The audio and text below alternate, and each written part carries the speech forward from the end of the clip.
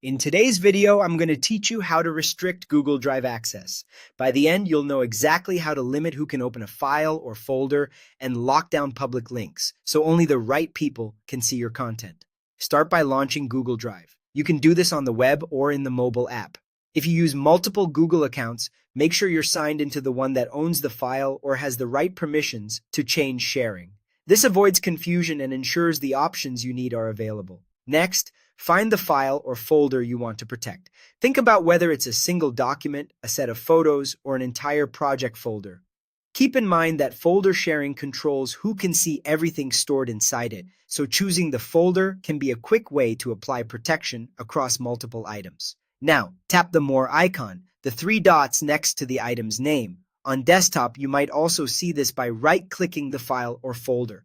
This menu is your gateway to all the key actions, including sharing and permission settings. From that menu, select Manage Access. This opens the sharing panel. You'll see two important areas: People with Access, which lists specific individuals and their roles, and General Access, which controls whether the link is open to a broader audience. If you need to remove someone's access entirely, go to People with Access.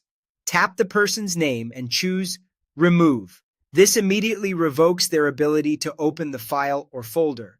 If you'd prefer not to remove them completely, you could change their role from editor to viewer, but when you want true restriction, Remove is the most reliable choice.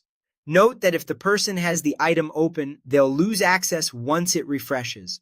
To restrict the link, look under General Access. Tap Change and select Restricted. This turns off link sharing so that only people you've explicitly added can open the item, even if someone forwards the link. If you see a setting like Anyone with the link, switching it to Restricted is the crucial step that prevents unintended access. That's it. By combining precise control over people with access and setting general access to restricted, you create a tighter, more secure sharing setup. Apply these changes to any sensitive files or folders you manage, and revisit them whenever your team or project changes. If your account is managed by an organization, some options may look slightly different, but the core approach remains the same. Confirm the right people are listed, remove anyone who shouldn't be there, and lock the link to restricted for maximum control.